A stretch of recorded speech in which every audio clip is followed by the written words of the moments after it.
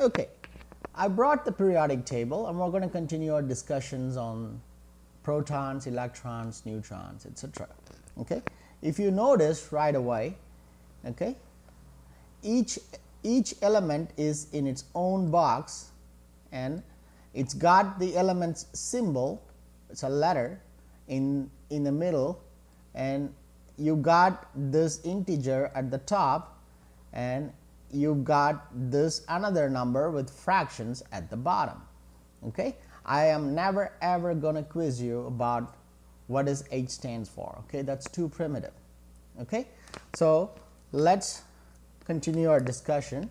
So we saw hydrogen, its symbol is 1, and you saw 1 at the top and 1.008 at the bottom. Okay, the number on the top is known as the atomic number and the number on the bottom is known as atomic mass. Okay, you notice one of them is a whole number and the other one is a fraction. So if you ever get confused what is what, the number that's in whole number is always going to be your atomic number, and then the number with the fraction is your atomic mass. Okay, so what does the atomic number imply?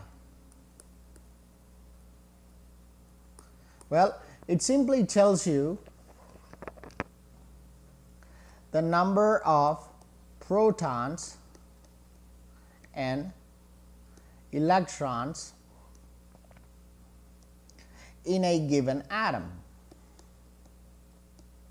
Now keep in mind, I said a element contains 6.022 10 to the 23 atoms, okay, but we're talking about a single atom in a given atom. Okay, does that make sense? So that means whatever one atom has, it's photocopied into 6.0022 10 to the 23rd minus 1 atom. Okay, so the element automatically makes that many photocopies of that given atom. Okay, so what does this mean? That means I'm going to change it back to another color, perhaps a orange right here. That looks beautiful. Okay, so you've got, that means hydrogen has 1 proton and 1 electron. Why? Because atomic number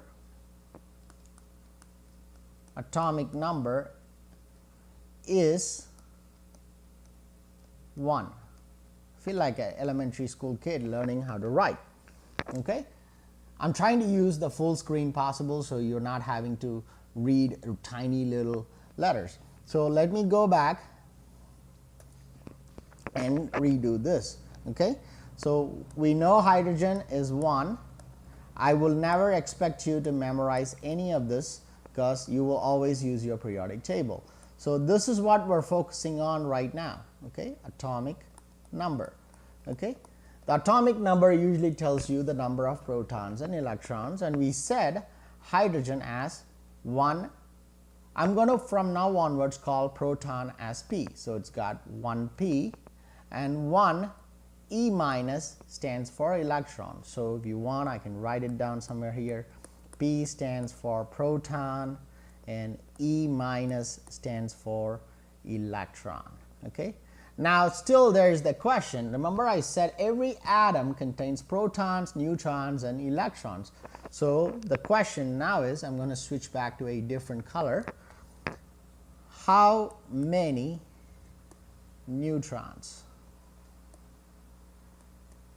That's the billion-dollar question. Okay, so how do we do that? Okay, so now let's go back to our red color. So we got our hydrogen and we got our atomic number and the atomic mass values. I just got them straight out of the periodic table. To find the number of neutrons, I'm going to refer neutrons as N, is atomic mass, okay, minus atomic number. Okay, That is, for the purpose of subtraction, we are temporarily going to disable these decimal places. We don't want them. Okay, so it's 1 minus 1, which is 0. That means if we summarize everything, okay, hydrogen as, let's switch the color back to orange. So hydrogen has 1 proton, 1 electron, and 0, I'm going to call it neutrons as N. Okay, let's do one more example. Okay, let's bring back our periodic table. Okay, let's pick a different element. Let's pick helium, which is right up in the list. Okay, it's helium 4.003. Okay, so let's write helium 4.003. So this is our atomic number right here. Okay, atomic number. Okay, this is our atomic mass. Okay. Okay, so atomic number directly tells you how many protons and electrons we have. So helium has, I'm going to switch the colors back to blue so you can get difference of information. So we have 2 protons and 2 electrons because that's what the atomic number tells me. Whereas to find the number of neutrons, okay, I am going to subtract, okay, the atomic mass, but this time around, as I said, when you calculate the number of neutrons, pretend these decimals don't exist. Okay, let me change it actually green so you can see me did the erasing. Okay, I don't want the decimal for the purpose of just calculating the number of neutrons, so I subtract the atomic number from the atomic mass. So it's 4 minus 2 equals 2 neutrons. So if we come back and summarize everything, okay, let's do maybe a variation. Let's do black. Okay, so let's do, so it's helium has, summary, 2 protons, 2 electrons, and 2 neutrons.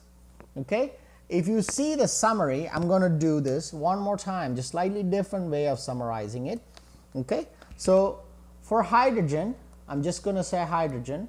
We said it's got 1 proton, 1 electron, and 0 neutron. And then we did helium, where we noticed it's got 2 proton, 2 electron, and 2 neutrons. While I'm being consistent with the statement I declared earlier. Okay, every element has got thousands and thousands of atoms, and I gave you a specific number which is designed by a scientist known as Avogadro. He said every element's got 6.022 e to the 23rd exponent 23rd of atoms, and each atom has got protons, neutrons, and electrons. Okay, we only have to focus a single atom because we're going to photocopy that many times. Okay, it's automatically photocopied, that each element does it automatically, just like how we breathe and sleep and things like that. We do it just automatically. Okay, but I'm going to show you something that is consistent with what I said. I'm going to go back to my blue. If you notice right here, actually I chose blue, but for some reason it's okay, there's blue. Okay, I'm going to erase this so it's no longer confusing us. Okay,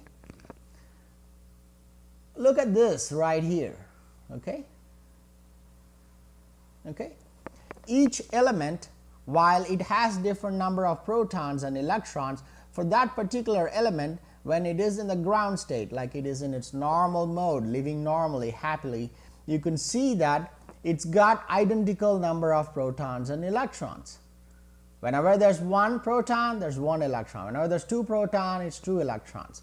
Okay, so This is how you calculate the number of protons and electrons and neutrons for a single atom, and then obviously you don't need to write it 6.022 10 to the 20th times. You just have to do it for a single atom. So let's just recap and summarize the periodic table with one more time with one more element. Let's pick beryllium, which is 49.012. 49.012. Okay, so beryllium, okay, 9.012. Okay,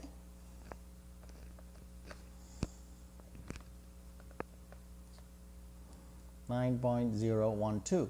As I said, this is the atomic number, and this right here is the atomic mass. Okay, okay, so as I said, the atomic number tells you how many protons and electrons does this particular element have. I'm going to switch my colors back to orange so we can see differences all in one screen. So beryllium has an atomic number of 4, so it's got 4 protons and 4 electrons. It's always the same. If you know what an element is and you know its atomic number, you can immediately decode its number of electrons. Okay, I'm going to switch the color back to maybe a red. Okay, okay, and then it's got how many neutrons? As I said, for the purpose of this, I'm going to be consistent with my color, so I'm going to go back to my green. As I said, to calculate the number of neutrons, we just assume the fraction don't exist, so it's 9 minus 4 equals 5, which means it's got 5 neutrons. And if we can summarize everything all together, so let's go back, maybe pick our black again. And so in summary, beryllium it's got 4 protons, 4 electrons, and 5 neutrons. Does that make sense? Okay, so